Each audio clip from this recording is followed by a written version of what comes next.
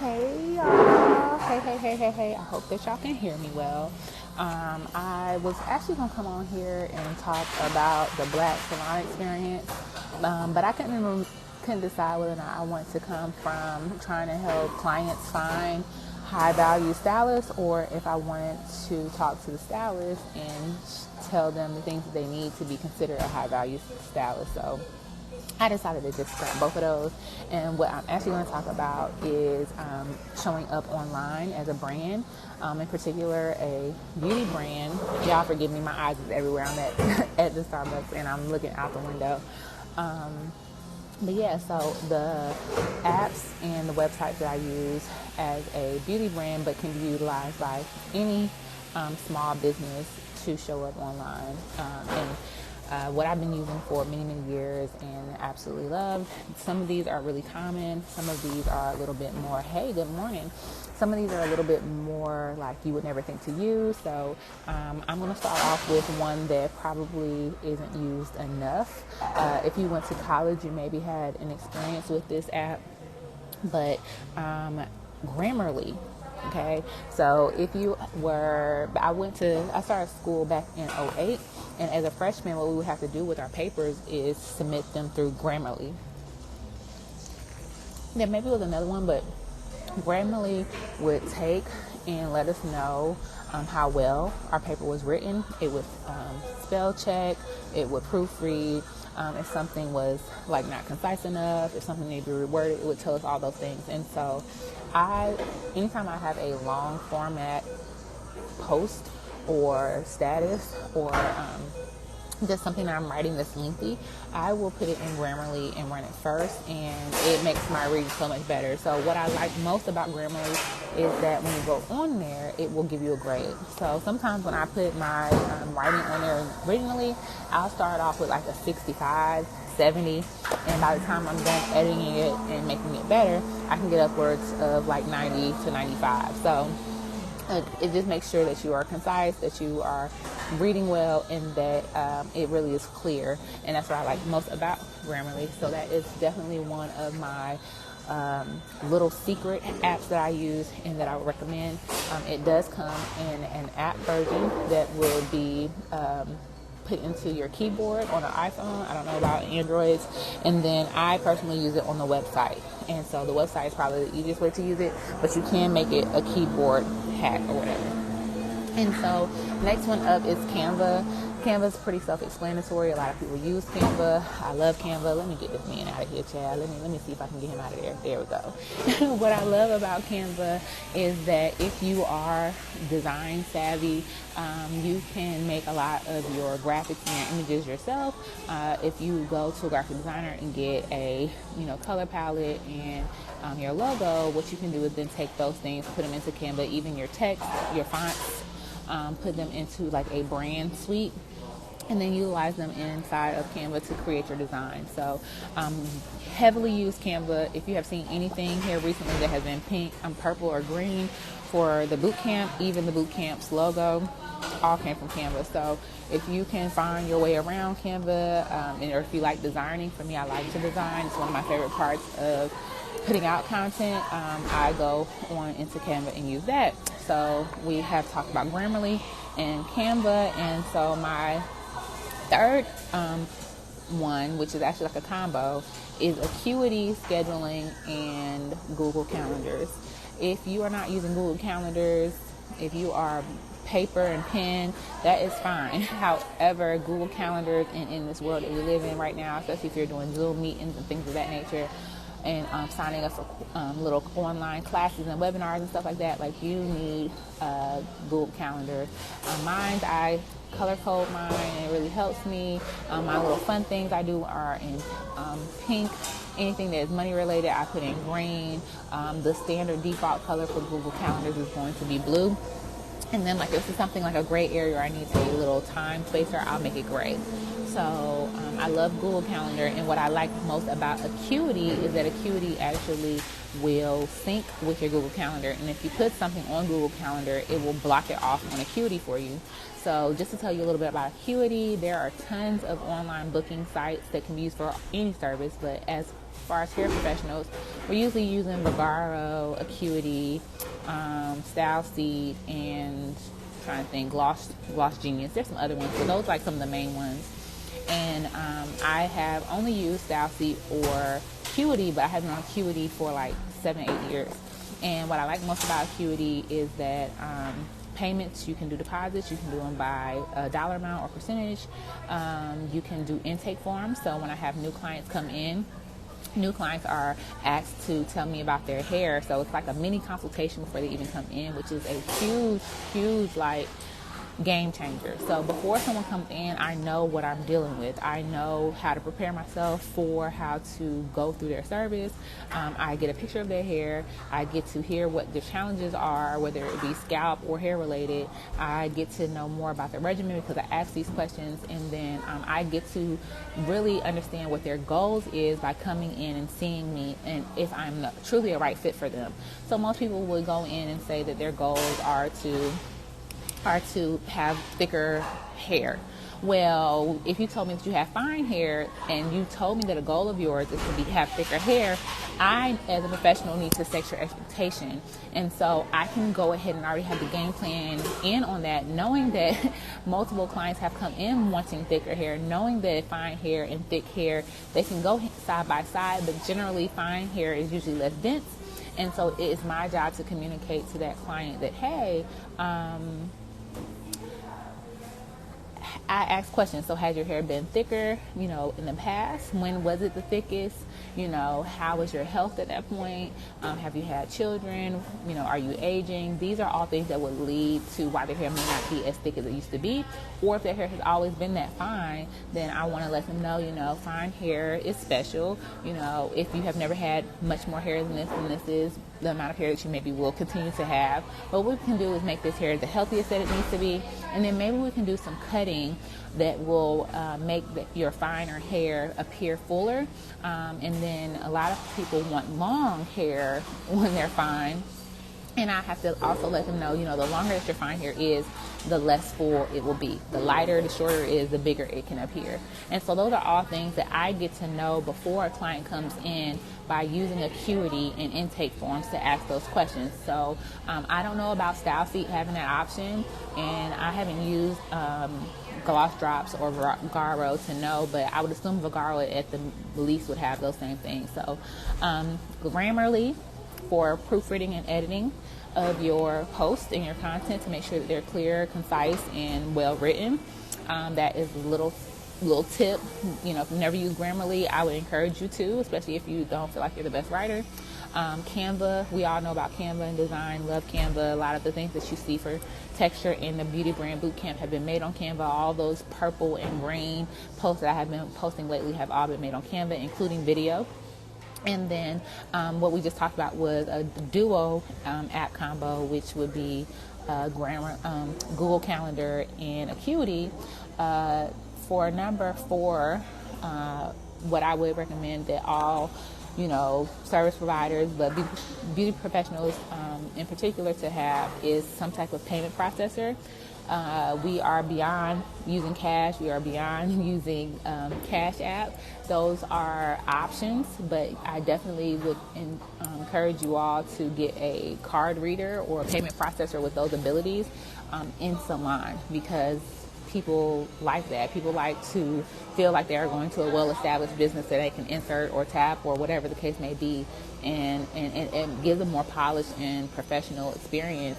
And you just don't seem like a lot of people cut corners when it comes to being a beauty professional or a stylist in our sector, as far as being kitchen beauticians or just wanting to go around these fees and things of that nature. So definitely would encourage you to get a payment processor. I personally use Square.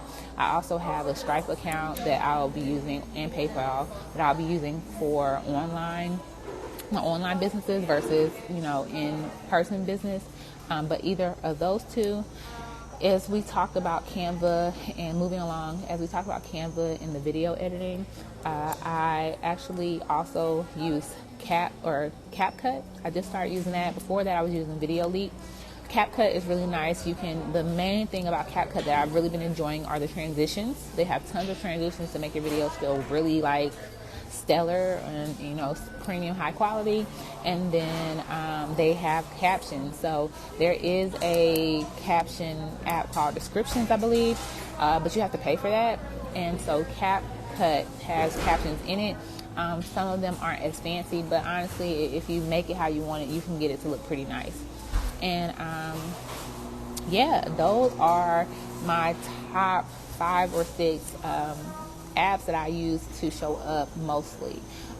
Definitely want to, you know, you can do a lot of things on a phone, but mostly all the stuff that I was making in the past was on a MacBook. I'm currently using an iPad since my husband has confiscated my MacBook, but definitely, you know, you can make all this happen on an iPhone. So I just want to encourage you all to keep on showing up online mainly, and I want to give you these tips and tools as a solopreneur, as a solo stylist, as a stylistpreneur. It's so many kind of names. Beautypreneur. You know, you have to do a lot of things for yourself, but even though I gave you these tools as a solopreneur, I would also encourage you to do them as long as you can. And then when the time comes for you to hire someone or to delegate something to an outside source or outsource things, I would say spend that money. It is an investment. I've recently just got a virtual assistant team. I've had an assistant in the past. I've had a receptionist and you know, stylists underneath me, but I have not had someone who would do strictly clerical work on the back end of my business. So what that looks like is me not corresponding with my clients anymore. They do graphic design. They will put stuff on my e-course. They do all of the things that I maybe don't have the time to, and I just pass like the material along to them. So it's literally like having a secretary.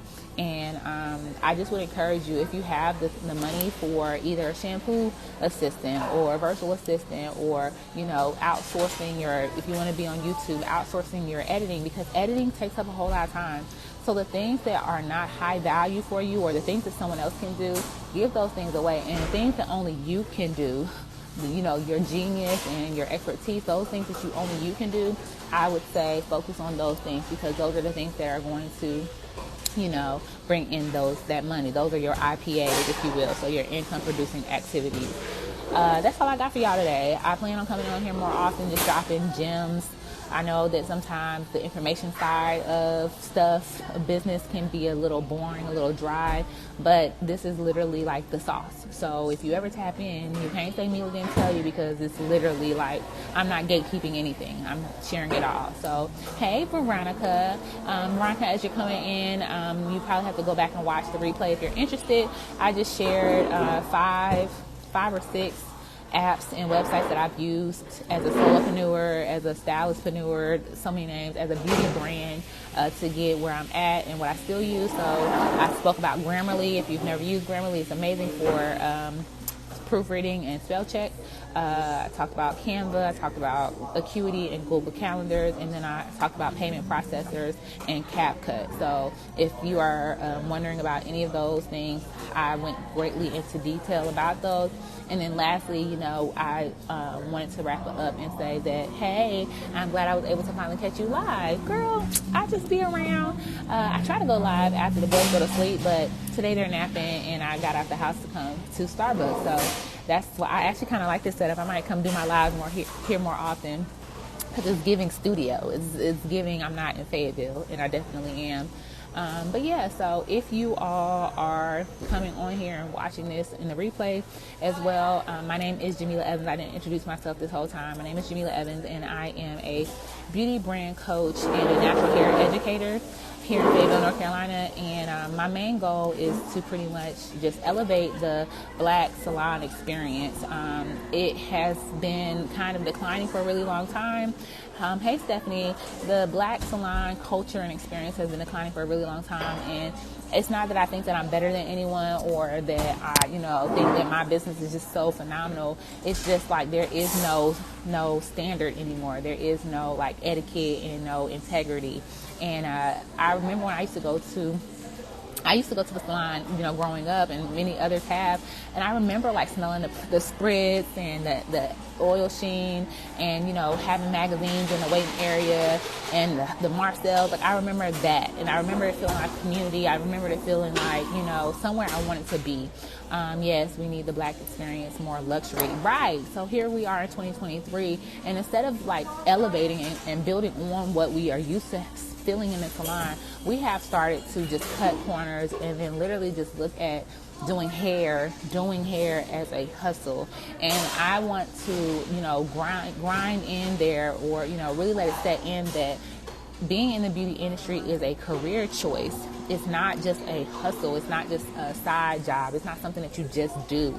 It is something to be taken seriously. And if you switch the mindset over from that to thinking of your beauty brand or business as a corporate job, you would not be sitting in one entry level position, which is what being a stylist is, or shampoo assistant to stylist. That's entry level into the beauty industry. And so I just want to encourage people to understand, forgive me, to understand that you have to promote yourself when you're your own employer, okay? As the employee or the boss, the CEO, all of those names, you have got to be a boss, and you have to put in these corporate, the hierarchy, and to build yourself up. So after you become a stylist, how long are you going to be a stylist? What's your exit plan from that? Once you are, or if you want to continue to be a stylist, like, do you start to lead other stylists? Do you go into doing platform artistry?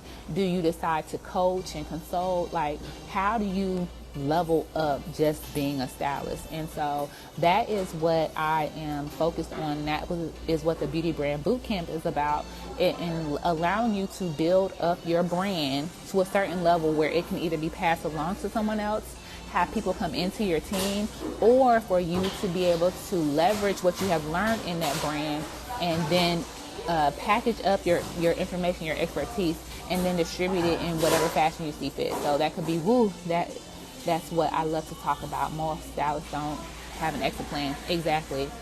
And so there are exit strategies that you have to formulate. If you know where you want to be in 5, 10, 15 years, what you do is you look at that and you reverse engineer. It's a very common practice, but maybe it's not talked about enough. But literally, if I say, I've been trying to get from behind the chair for so long, my initial way to get from behind the chair was to create a commission-based salon. Well, the pandemic and, learning more about myself and maturing in that ended up not being my best choice. I hope that y'all can hear me okay.